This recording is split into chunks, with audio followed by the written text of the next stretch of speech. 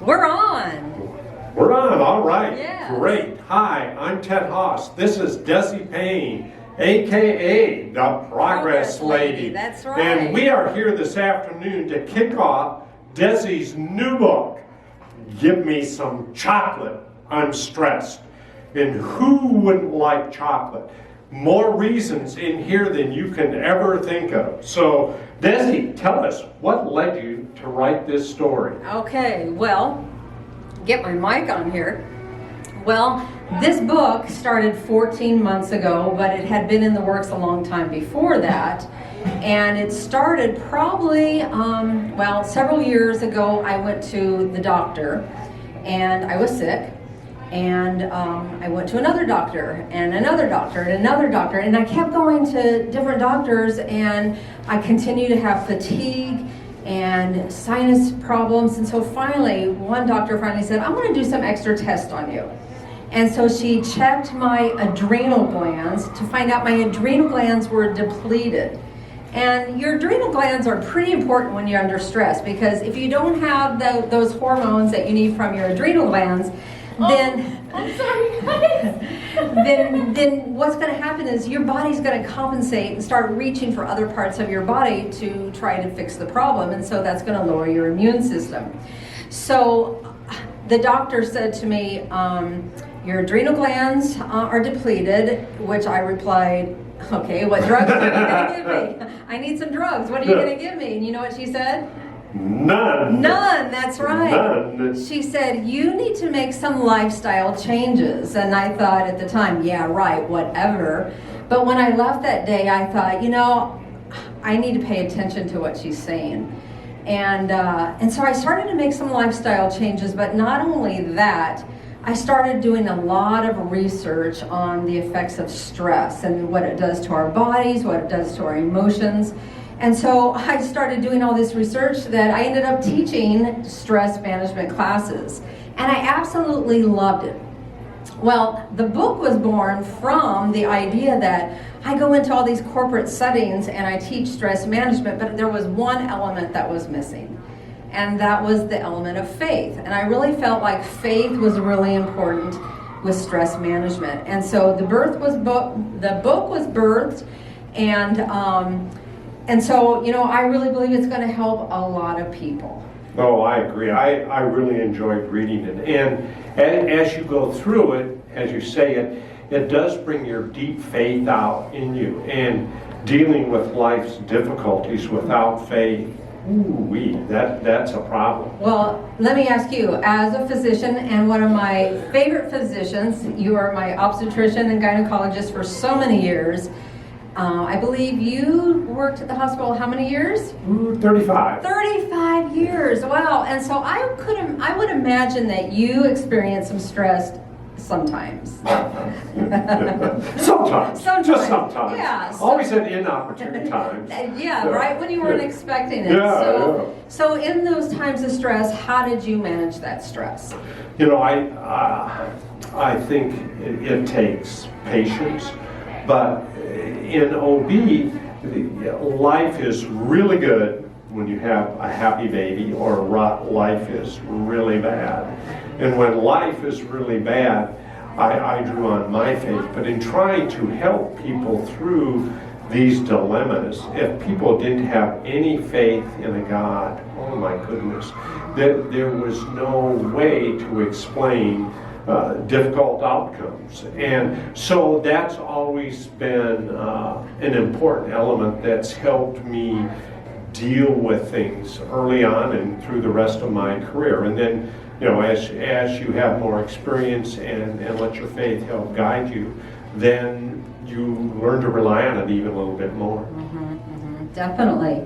Now, in reading the book, can you tell me, since there's a lot of stories, what is one of your favorite stories in the book? Or do you, there are a lot, and every time I look at it, there's more. But I love the one when you had to Google about stroke. Okay. So tell us about that story, and I'll get a good laugh. Okay, I'll tell that story.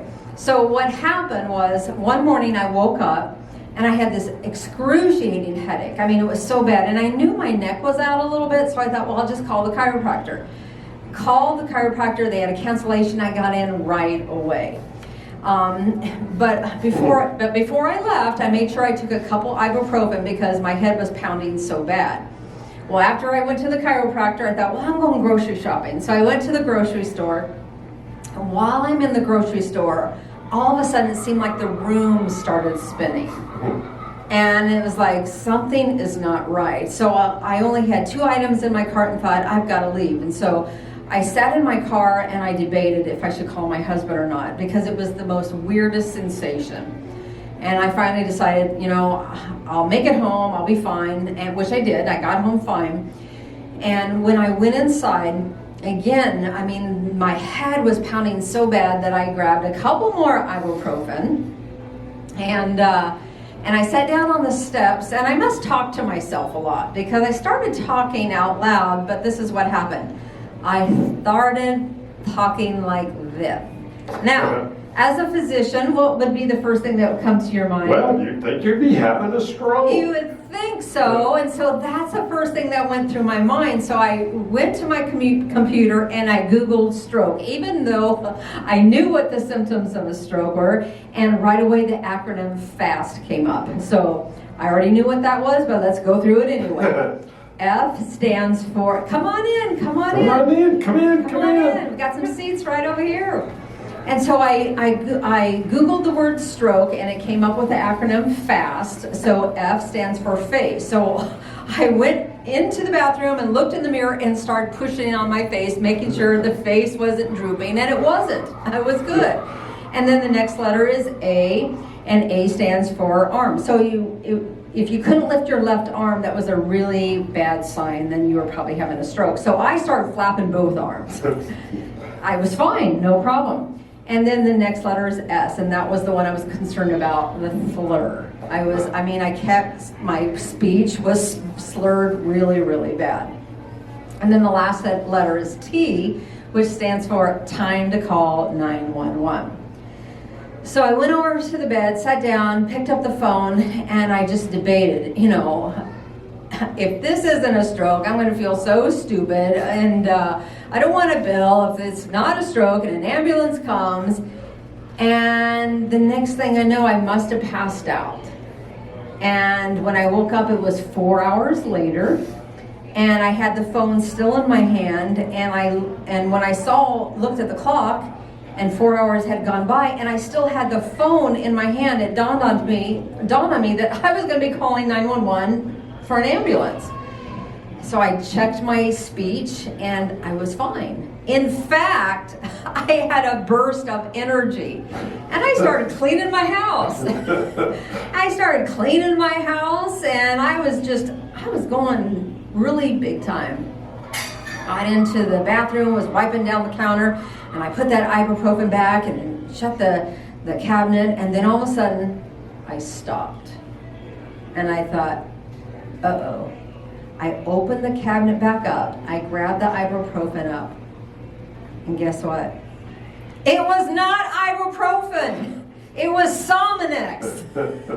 I had started my day with 4 Salmonex. And you know, it was such a great teaching lesson for me, because it was like, slow down. Think about what you're doing. We create so much of our own stress. So yeah, that's the story of the Salmonex. That's the Salmonex, and you're not a very big person to be chowing down 4 Salmonex. Yes. But you're right. You know, your book is full of so many stories, and we all, day to day, are faced with these things, and we never slow down and think about them.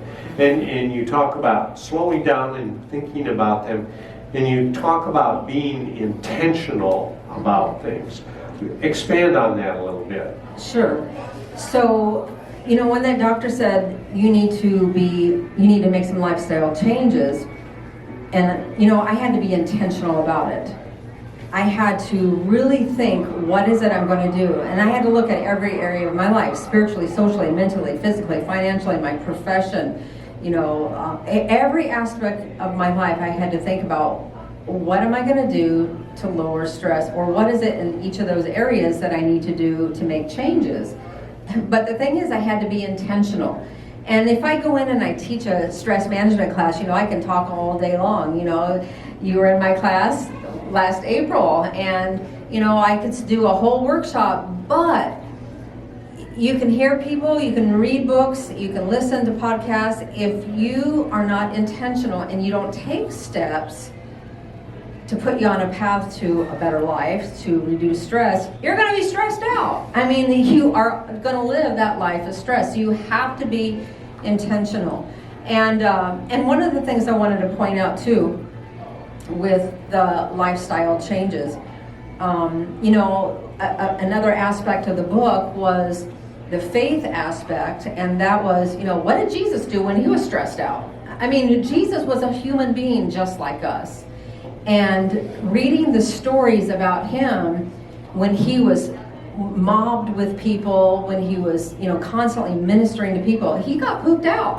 Yeah, right. And it says specifically in so many instances that he had to go off to a solitary place. He had to be intentional.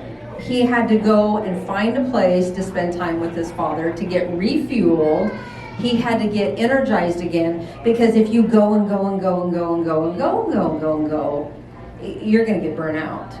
And so I love the example that we have from Jesus, where he was intentional, and he took time out to be with the Father, to get recharged. He took the time out also to rest. I love the story where he's in a boat and he goes to sleep. Yeah. And it's even interesting, it talks about his pillow. Yeah. And so I love the fact that he's an example for us, that we need to refuel, we need to rest, and we need to take care of ourselves. Because if you've been on an airplane before and you get the spiel from the flight attendant with the oxygen falling down, who do you put it on first if you have little kids? Put it on yourself. You put it on yourself, because if you don't take care of yourself, you can't take care of those around you. And so it's so important that we do pay attention to self-care, that we do take care of ourselves, and we have to be intentional about it. Right, indeed. And stress does so many bad things for our body, and we may not realize it. I mean, it's hard on your brain, hard on your heart, hard on your gut, hard on everything. And it's, besides that, it's exhausting. It is exhausting. And in the book I talk about actually the science behind what happens to your body when you're under stress. And even as a physician, when you had moms that were expecting, that when they were under a lot of stress, that it affected the baby. Oh, sure. Yeah, it affects them, and it affects the baby, indeed. And, you just have to stop. Take a breath. Take a big breath. And, you list, I think 200 de-stressors or something. But there's the importance of rest, sleep, take a deep breath, go to the beach. If you want a good laugh, look at your senior picture, especially if you're a long ways away from your senior picture, but there's really not much good that stress does. I guess it'll get you some fuel to run away from the bear. That's an immediate stress, but the day-to-day, you have to figure out how to deal with it. And so in the book, not only do I talk about lifestyle changes, but the other L is letting things go. And then the third one is laughter. And, we know how powerful laughter is, because it actually affects your brain. You will release endorphins from your brain when you laugh more. And a child laughs on average 300 times a day. You know how many times an adult laughs on average? Oh, not many. Smiles and laughs only 15 times a day. And that's because a child lives in the moment. And we don't do that. We go and go and go and go. And so we don't live in the moment. We don't live in the moment like we should. And so we don't take the time to laugh. We don't take the time to enjoy life. So in lifestyle changes, letting things go, and laughter is so important for reducing stress in our lives. And we have to remember to let it go. I think you talk about it in the book. You know, even if you're trying to be kind to someone else, and there's not much response to that in the smile, you have to remember they may be having a bad day and they haven't read your book yet. That's right.